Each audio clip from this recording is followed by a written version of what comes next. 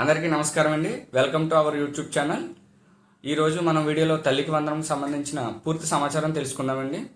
మనకి ఇప్పటివరకు guide lines వచ్చాయా లేదా, అసలు వస్తే ఏమేమి ఉన్నాయి, రాకపోతే అసలు ఏంటి క్రైటీరియా, డబ్బులు ఏ విధంగా వేస్తారు ఏంటి అనేది పూర్తిగా తెలుసుకుందామండి. సో లేట్ చేయకుండా వెంటనే వీడియోలోకి వెళ్ళిపోదాం. సో కొత్తగా ఎవరైనా వచ్చినట్లయితే మన ఛానల్ సబ్స్క్రైబ్ చేసుకోండి. మరిన్ని అప్డేట్స్ కోసం, ఏదైనా సర్వేల కోసం, ఏ విధమైన సమాచారం కావాల్సిన, అలాగే సచివాలయం సంబంధించిన ప్రతి విషయము, అలాగే పబ్లిక్ సంబంధించిన పథకాల గురించి ప్రతి విషయం కూడా మేము వెంటనే మీకు అప్డేట్ ఇవ్వడం జరుగుతుంది. సో దయచేసి సబ్స్క్రైబ్ చేసుకోవాల్సిందిగా కోరుచున్నామండి. సో వీడియోలోకి వెళ్ళిపోదాం. తల్లికి వందనం జూన్ 12 అని కొంతమంది, కాదని కొంతమంది, గైడ్లైన్స్ రాలేదని కొంతమంది చెప్తున్నారండి. అయితే మనకి అందిన సమాచారం మేరకు తల్లికి వందనం అనే పథకం స్కూల్ తెరిచేలోపుగానే మేము అమలు చేస్తామని చెప్పి పలు చోట్ల మంత్రి గారు అనౌన్స్ చేయడం జరిగింది. సో దీని ప్రకారం అయితే మరి ఇప్పటివరకు అప్లికేషన్ పెట్టుకోవడానికి ఎటువంటి ఆప్షన్ ఇవ్వలేదు. ఆల్రెడీ జూన్ 12 అనేది దగ్గరకు వచ్చేస్తుంది. ఏ విధంగా అమలు చేస్తారు ఏంటి అనేది చాలా క్వశ్చన్స్ ఉన్నాయి. అసలు ఎలిజిబిలిటీ క్రైటీరియా ఏంటి, ఏ విధంగా చేయాలి ఏంటి అనేది ప్రతి ఒక్కరిలో కూడా ఇదొక సందేహం ఉందండి ఇందులో. అయితే ఏంటంటే స్కూల్ దగ్గర ఉన్న డేటాను బేస్ చేసుకుని, వారి యొక్క అటెండెన్స్ బేస్ చేసుకుని ఈ పథకాన్ని ఆటోమేటిక్గా డీబీటీ ద్వారా అమలు చేయాలని చెప్పి ప్రభుత్వం అనుకుంటుందండి. అయితే ఏంటి, ముందుగా తల్లికి వందనంకి ఎలిజిబుల్ అవ్వాలంటే ఎవరెవరికి ఎలిజిబిలిటీ ఉంది, 1వ తరగతి నుంచి 12వ తరగతి అంటే ఇంటర్ వరకు చదివే విద్యార్థులకి ఈ తల్లికి వందనం అనేది వర్తిస్తుందండి.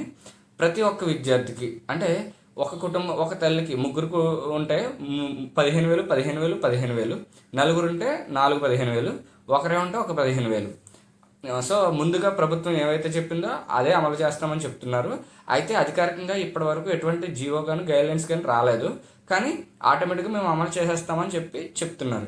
అయితే మనకు వచ్చిన సమాచారం మేరకు ఏంటంటే ప్రతి ఒక్కరికి వస్తుంది, కాకపోతే క్రైటీరియా 1వ తరగతి నుంచి 12వ తరగతి వరకు చదువుకుని ఉండాలి.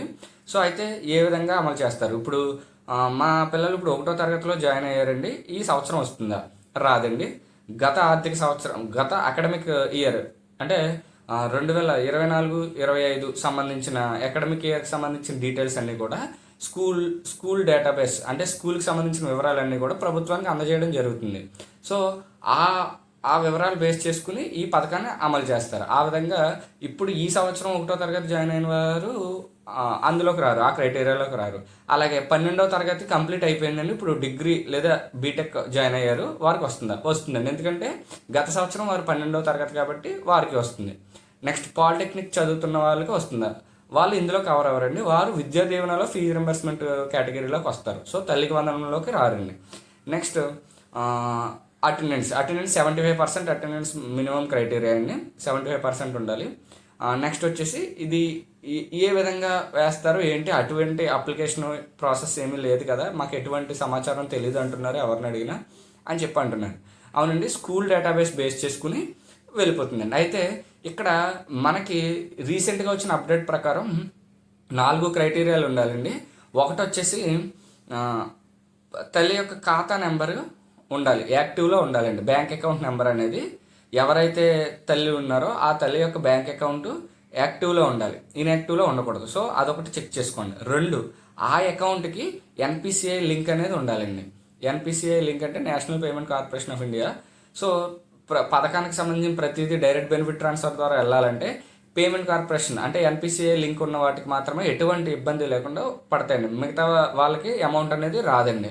సో దయచేసి మీ యాక్టివ్ అకౌంట్ ఏదైతే ఉందో ఆ అకౌంట్కి ఎన్పిసిఐ లింక్ దానికి ఉందా లేదా చూసుకోండి. దగ్గరలో బ్యాంకుని సంప్రదించండి, మీ అకౌంట్కి సంబంధించి వారే మీకు చేసి పెడతారు, లేదా సచివాలయాన్ని సంప్రదిస్తే వారు మిమ్మల్ని గైడ్ చేస్తారు ఏ విధంగా ఏంటి అనేది. సో యాక్టివ్ అకౌంట్ అయి ఉండాలి, ఎన్పిసిఐ లింక్ ఉండాలి. నెక్స్ట్ సిటిజన్ ఈకేవైసీ పెండింగ్ ఉండకూడదు. సో స్టూడెంట్స్ కానీ తల్లిదండ్రులు కానీ ఎవరైతే ఉన్నారో ప్రతి ఒక్కరు కూడా ఈ సిటిజన్ ఈకేవైసీ అనేది కంప్లీట్ చేసుకోండి. మీకు సిటిజన్ ఈకేవైసీ మీరే స్వయంగా చేసుకోవడానికి కూడా ప్రభుత్వం సెల్ఫ్ ఈకేవైసీ అనే ఆప్షన్ ఇచ్చింది, దాని ద్వారా కూడా చేయొచ్చు. మనం గతంలో వీడియో కూడా చేసాము, ఏ విధంగా చేయాలి, సచివాలయం లాగిన్ ఎలా చేస్తారు, విడిగా సెల్ఫ్కి ఎలా చేసుకోవాలో కూడా మనం వీడియో చేయడం జరిగింది.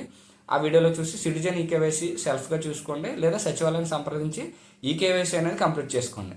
నెక్స్ట్ ఏంటంటే హౌస్ హోల్డ్ మ్యాపింగ్ కంపల్సరీగా తల్లి మరియు పిల్లలు వాళ్ళు ఒకే హౌస్ హోల్డ్ మ్యాపింగ్లో ఉండి తీరాల్సిందండి. ఆ హౌస్ హోల్డ్ మ్యాపింగ్ని బేస్ చేసుకునే ఆ 6 స్టెప్ వ్యాలిడేషన్ అనేది బ్యాక్గ్రౌండ్లో జరుగుతుందండి. అందువల్ల మనకి ఎటువంటి అప్లికేషన్ లేకపోవడానికి రీజన్ ఏంటంటే, ఏవైతే స్కూల్ డేటాబేస్లో ఉన్న ఆధార్, తల్లి ఆధారు, చిల్డ్రన్ ఆధార్, ఏమైతే స్కూల్ వాళ్ళు ప్రభుత్వానికి అందజేశారో ఎడ్యుకేషన్ డిపార్ట్మెంట్ లాగిన్స్లో ఆ డేటాబేస్ ఆ యొక్క ఆధార్ను వ్యాలిడేషన్ చేస్తారండి. సో వ్యాలిడేషన్ చేయాలంటే వాళ్ళకి హౌస్ హోల్డ్ మ్యాపింగ్లో మ్యాప్ అయి ఉండాలి. సో హౌస్ హోల్డ్ మ్యాపింగ్లో ఉన్న వారిని ఆ డేటాబేస్ తోటి వ్యాలిడేషన్ చేసిన తర్వాత వారి యొక్క 6 స్టెప్ వ్యాలిడేషన్ వస్తుందండి. అంటే ఇప్పుడు ఆ కుటుంబంలో 5గురు ఉన్నారనుకున్నప్పుడు ఏవైతే రేషన్ కార్డుకి అర్హతలు ఉన్నాయో వాళ్ళే. సో వారికి రేషన్ కార్డు ఉందా లేదా, first of all ration card ఉన్నా ఈ 6 స్టెప్ వ్యాలిడేషన్లో అర్హతలు ఉన్నాయా లేదా, అంటే ఆ కుటుంబంలో 4 ఉన్నారు అనుకుందామండి. ఒక తల్లి, తండ్రి, పిల్లలు, 2 పిల్లలు, 4 ఉన్నారని. ఈ 4 పేరు మీద ఈ 6 స్టెప్ వ్యాలిడేషన్ అనేది ఎలిజిబిలిటీ ఉండాలి. మీకు 6 స్టెప్ వ్యాలిడేషన్ ఏంటి అనేది రేషన్ కార్డులో అర్హతలు అనర్హతల్లో చెప్పడం జరిగిందండి. సో 6 స్టెప్ వ్యాలిడేషన్లో కంపల్సరీగా అర్హతలు ఉండాలి.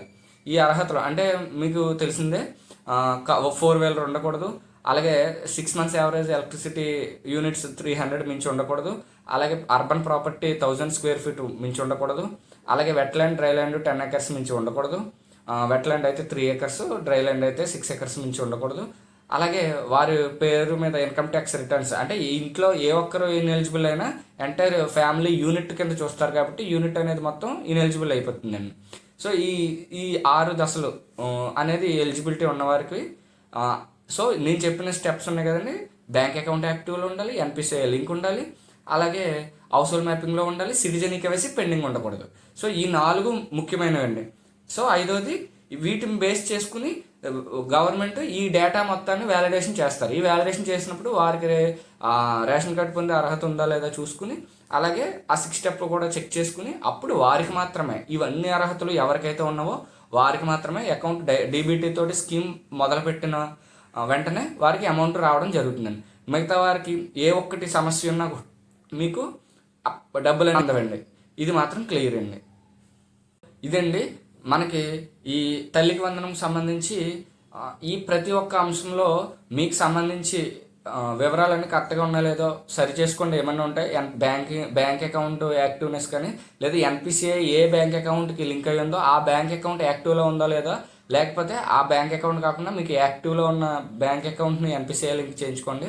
మీకు ఎన్పిసిఐ లింకింగ్ మీ బ్యాంక్ దగ్గర వెళ్ళి సంప్రదించవచ్చు, లేదా పోస్ట్ ఆఫీస్కి వెళ్తే వారు కూడా మీకు చెక్ చేస్తారు, వారు కూడా చేస్తారు. సో మీకు అసలు బ్యాంక్ అకౌంట్ లేకపోతే ఇమీడియట్గా పోస్ట్ ఆఫీస్లో అకౌంట్ ఇస్తారు. సో అట్లా కూడా చేసుకోవచ్చు మీరు. అలాగే సిటిజన్ ఈకేవైసీ ఈ విషయాలు మీరు ఈ వీడియోలో ఏవైతే విషయాలు చెప్పానో ప్రతి ఒక్క దాంట్లో కూడా మీరు అర్హత ఉండాలి. ప్రతిదీ కూడా ఎటువంటి తప్పు లేకుండా ఉన్నప్పుడు మీకు ఎటువంటి ఆటంకాలు లేకుండా డైరెక్ట్గా అమౌంట్ అనేది మీకు క్రెడిట్ అవ్వడం జరుగుతుందండి. సో దయచేసి ఇవన్నిటిలో కూడా ఉన్నారో లేదో చూడండి. హౌస్ హోల్డ్ మ్యాపింగ్ కానీ, ఎన్పిసిఐ లింకింగ్ కానీ, బ్యాంక్ అకౌంట్ యాక్టివ్నెస్ కానీ, లేదా సిటిజన్ ఈకేవైసీ పెండింగ్ కానీ ఇవన్నీ చూసుకోండి. పెండింగ్లో ఉన్న కూడా సిటిజన్ ఈకేవైసీ. సో ఇవన్నీ చూసుకోండి. దాంతోపాటుగా ఇవన్నీ ఉన్నప్పుడు నెక్స్ట్ గవర్నమెంట్ ఆటోమేటిక్గా వ్యాలిడేషన్ చేస్తుంది 6 స్టెప్ వ్యాలిడేషన్.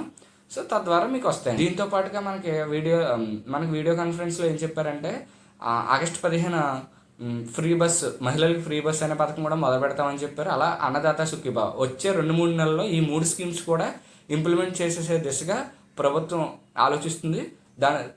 దానికి ఏమేమి చేయాలి ఏంటనేది యాక్షన్ ప్లాన్ రూపొందించుకోవడం జరిగిందని చెప్పడం జరిగిందండి. సో మీకు ఇలా ఇంకా ఏమైనా కొత్త విషయాలు కానీ, కొత్త అప్డేట్స్ కానీ, ప్రభుత్వ పథకాలకు సంబంధించిన ప్రతి విషయం కూడా మీకు నేరుగా వెంటనే అప్డేట్ రావాలంటే మన ఛానల్ సబ్స్క్రైబ్ చేసుకోండి. ఇదండి ఈరోజు వీడియో. తల్లికి వందనం. థ్యాంక్ యూ సో మచ్ అండి అందరికీ. Thank you so much.